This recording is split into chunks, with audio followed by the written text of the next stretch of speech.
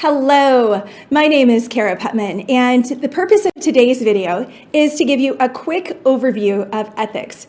It doesn't take much time at all reading the Financial Times, Wall Street Journal, other reputable newspapers, journals, or watching the TV news programs to see that business and ethics doesn't always mix, but it should. So the purpose of today's video is to give you an overview of some key concepts and truly like the 30,000-foot view of ethics. Then in class, we will spend a lot of time diving into examples, working through case studies, applying things like the business stakeholder theory. But what I want to do today is to give you that video that you can come back to as you're studying and as you're preparing, just a resource to kind of give you that common place to come back to. So let's get started. All right, so first off, ethics is just a branch of philosophy. Don't worry, I know you're in a business school, so we're not going to spend a lot of time diving into a bunch of the different philosophers and their theories, but it is helpful to understand that it is coming from a position of philosophy, of thinking about how do we think, what decisions are humans making as they operate inside these different contexts, and what implications does that have for us. And then it should, in the business context, balance the goal of making profits with the needs of society and individuals. So in some philosophies in business, you'll see, well, it's all about shareholder value, it's all about shareholder wealth. And the reality is we need to kind of figure out where is that balance. And so Charles Koch of Koch Industries has actually written a book about how he really believes that by treating his customers and his employees well, his company has grown exponentially. And so are some ideas out there. Good to Great by Jim Collins, Radical Candor by Kim Scott. There are a lot of people writing books right now about the importance of treating our people well and how that trickles over into the shareholder value. So there's a way to balance it, but it's not always going to be the same, and that's where ethics can get a little tricky, or, as I say, interesting. So ethics is not about standards, rules, and sanctions in isolation from society. It's about people and their relationships with one another. And one of the things I love about thinking about and looking at ethics is it truly does bleed over into all areas of your life. It's not something that you just apply in a company setting. So it has value in multiple spaces inside your life. So what we're going to talk about is a decision-making process. I'm a big believer that part of what undergraduate or graduate degree does is it provides you some space to pre-think or pre-decide how you're going to handle different situations. And so ethics is a framework that can help with that. So let's think about a process.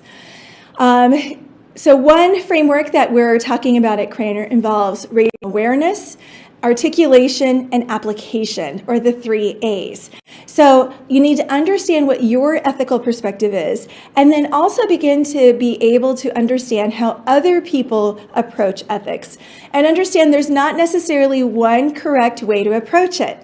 Now, as an attorney who's very black and white, it took me a while to really come around and embrace that and go, yeah, that's true. There's actually value from having people who come from a character or an obligation or responsibility or an equity kind of perspective.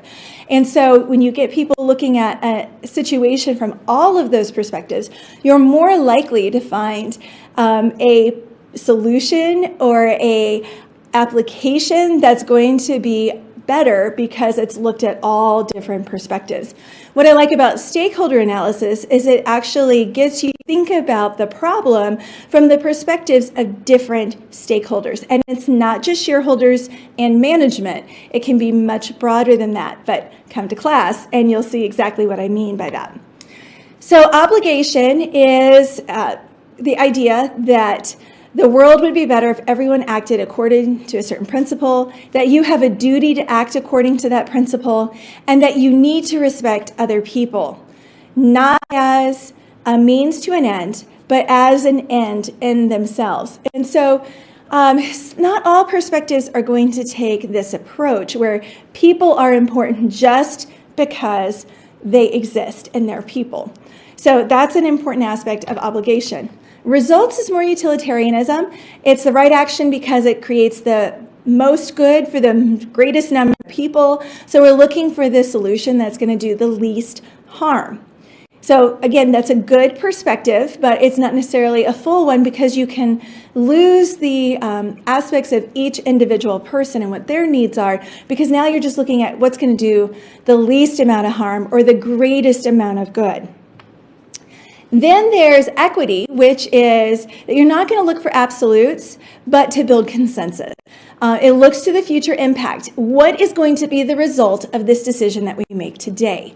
Now, you could argue that the way that incentives are structured right now in a lot of companies, that they've lost that future-looking perspective. And it's all about what we're going to be able to tell the Wall Street, the different stakeholders on Wall Street in the next 6 months or a year, or what our numbers are going to look like in that tight of a time frame versus thinking out more long term, even 5 years, 10 years.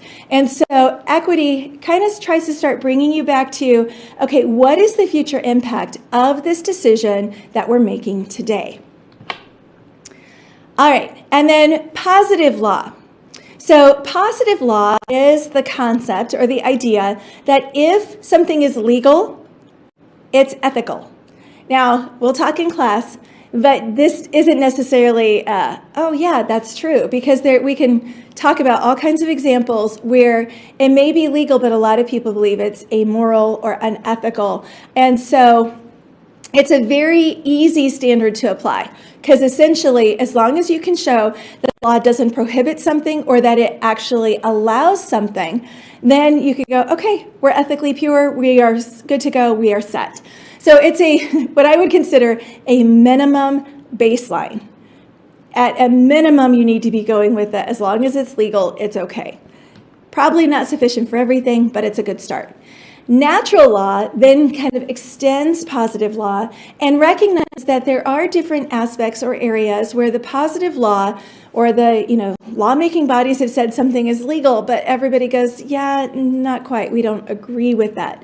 So some examples of this would be things like civil disobedience related to slavery, related to the civil rights movement in the South, Gandhi in India.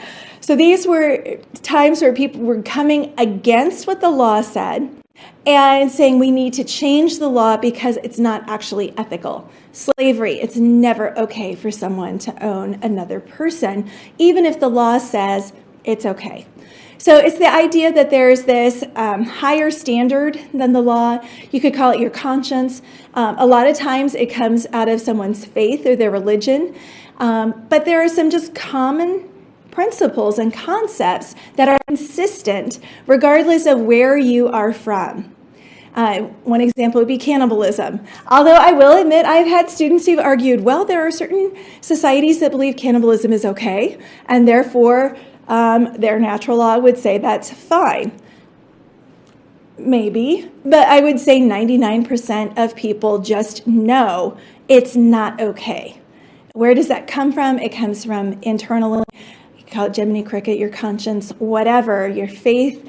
But there are some things that just aren't ever going to be okay, even if the law says it is. So I'm going to pause here because this is hitting about 9 minutes, and I want to keep these videos where they're easy for you to watch.